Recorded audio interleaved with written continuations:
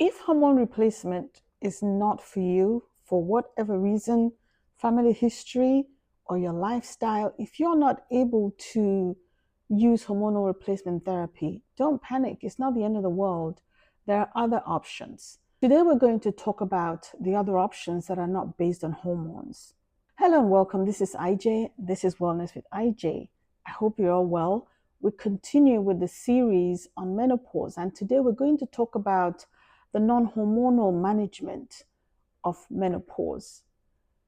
There are several ways that are not based on hormones that you can use to improve the symptoms of menopause. Some of them are medications that you have to get from your doctor, but they're not based on hormones. And the other options are non-medicine based. They're natural remedies, lifestyle modifications that will help you manage your symptoms a little bit better. The first one that I'm going to talk about is the medicinal non-hormonal options. Like I said earlier on, these are medicines that you will have to get from your doctor, but they're not based on hormones. And the first one I'm going to talk about is clonidine. There's a medication called clonidine, which is very cheap, very old, readily available, and commonly used for high blood pressure. Many people who have high blood pressure, you might find that you're using clonidine in addition to your other medications. Perhaps you're in hospital and your blood pressure is being monitored or being stabilized. You will find that you may be on clonidine, but that's the primary use of clonidine. Of course, clonidine is very useful for hot flashes. It's a very small tablet that your doctor will prescribe for you, and typically you would take one tablet at night or two, depending on what your doctor's instructions to you are.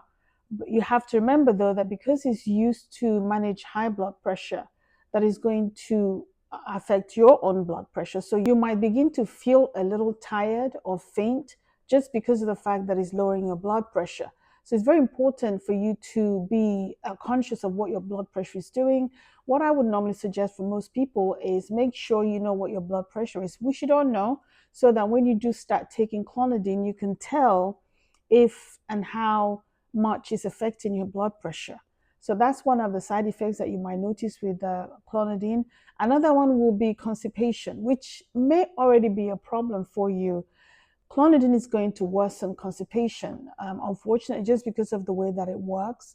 So be mindful of that. Make sure that you're consuming enough fiber in your meals. Make sure you're consuming enough water. Make sure you're exercising, and all those measures that you can take in order to make sure that your system is working as it should. So tiredness, dizziness, just the normal symptoms of a medication that is lowering your blood pressure. You will also suffer from dry mouth, where you feel that your mouth is dry most of the time. What I would suggest would be make sure that you stay hydrated. If you have to use candy or suck something, get a sugar-free candy that you can suck every now and then. But the best remedy would be for you to drink lots of water so that you don't get dehydrated. So clonidine is a great option.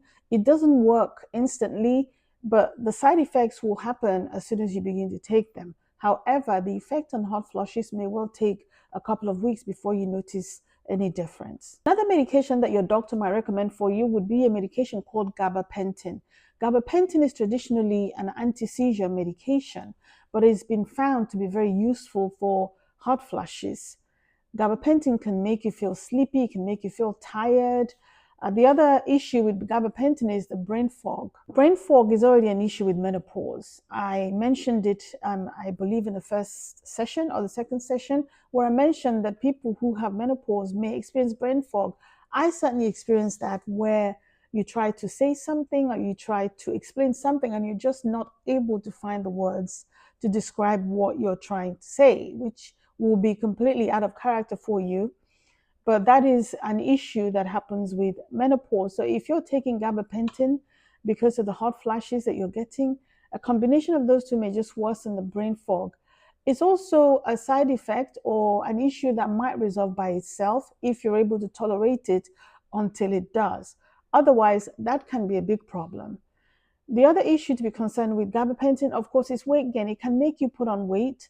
And so if you're already struggling with your weight because of menopause or because you're getting older and so your metabolism has slowed, gabapentin can potentially cause you to gain weight. So that's something to be mindful of when you talk with your doctor about your non-hormonal options.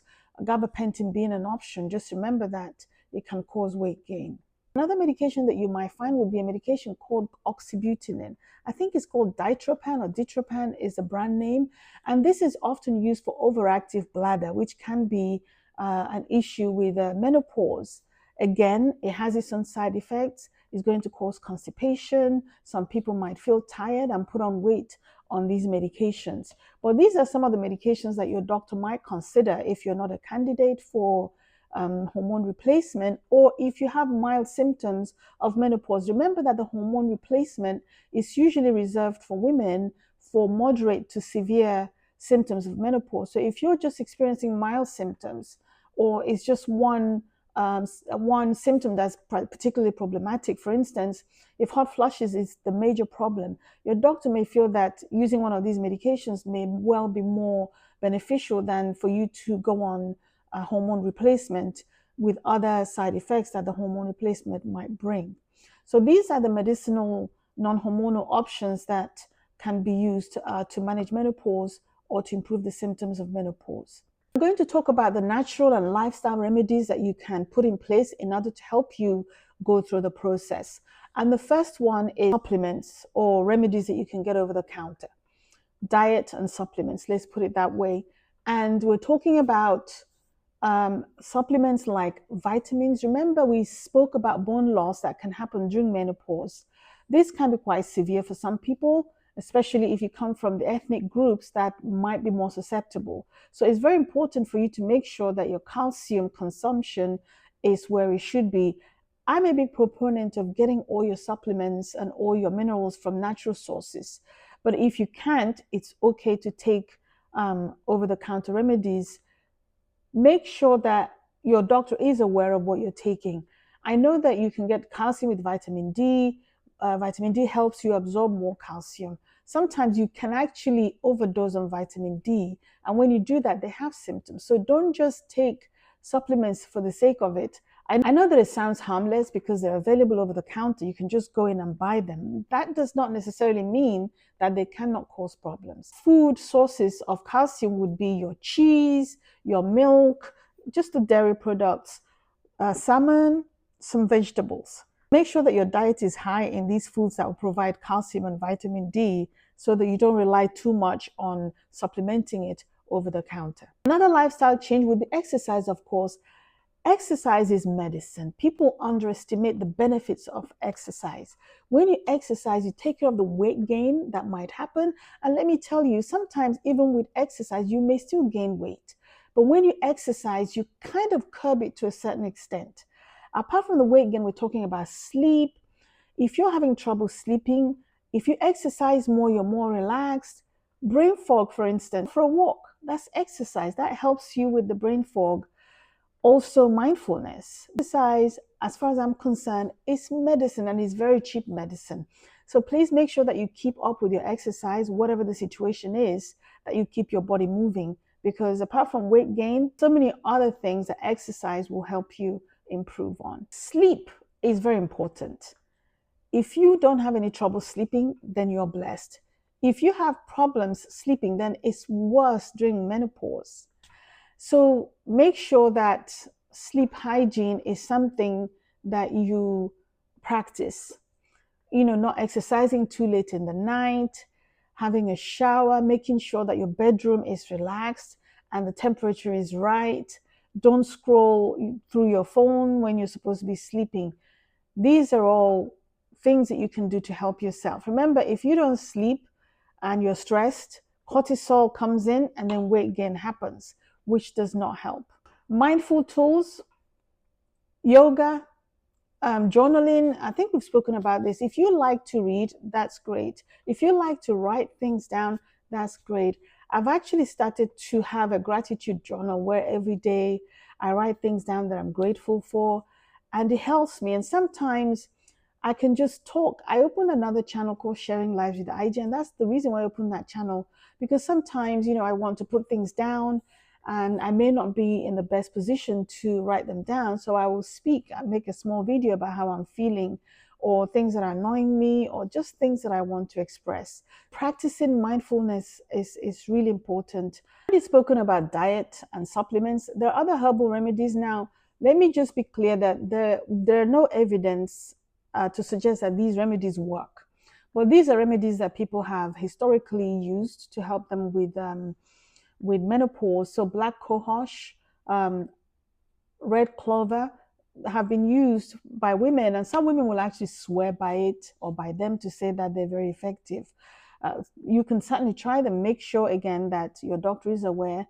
Research. Some of these medications are available over the counter. I want you to remember that being available over the counter does not mean to say that they're necessarily safe. Just be careful, because no one knows. Like I said, there are no evidence to suggest that these work, but these are remedies that people have taken. Finally, I want to talk briefly about when you need to see your doctor. I've already mentioned in one of the videos that if you feel that you're in menopause or perimenopause, please see your doctor. It's never too early to see your doctor, but it can be too late to see your doctor. Speak to your doctor, be free and open about what you're experiencing, because if your doctor is not aware of what your symptoms are, of what your experiences are, they're not going to be able to help you. And some of these help that you might get are actually quite time sensitive. Remember, we said that bone loss is often more as soon as you hit menopause. So if there are remedies or things that can be incorporated in your treatment to help you reduce bone loss, the earlier the better. So if you begin to feel that things are not quite where they should be, please see your doctor. If your mood changes or you begin to feel that you don't enjoy the things that you normally enjoy, you have early morning awakening, if your hot flashes get to the point that you're not able to sleep at all, you're not able to function, or if any of your symptoms get you to a point where you feel that you can no longer function, please see your doctor. There are ways to manage these symptoms. Hot flashes are very serious. They can be very, very distressing. They can be very, very difficult to manage. I certainly suffered from it. And even though it can take up your whole life, it can you can get so preoccupied with hot flashes that you just cannot function. It's just one symptom though, and you can get help. There are ways to manage hot flashes. So please feel free and speak to your doctor about whatever symptoms that you're getting. So at the end of the day, menopause can be very powerful. Menopause is a phase that every woman has to go to. And to be honest with you, I think that if you have hit menopause, I think it's something to be grateful about. Like I said, some people didn't make it this far. And some people actually don't get any of these symptoms. I have a friend who didn't get any of the symptoms that I was suffering from on a daily basis. So it's quite powerful. It can change your life. So it's very important to talk about menopause wherever you are. If you live in areas where menopause is not spoken about, it's not talked about, perhaps because of culture or tradition, I encourage you to find a way to form a group or help or a self-help group where people can really feel free and talk about these things. These affect women on a daily basis, and we have to make sure that we don't overlook them. If you have learned anything from this video, please like the video and share it to all the ladies in your life that might be going through menopause or might be heading towards menopause. You have to get ready for menopause. Sometimes you really cannot wait for menopause to happen before you do something about it.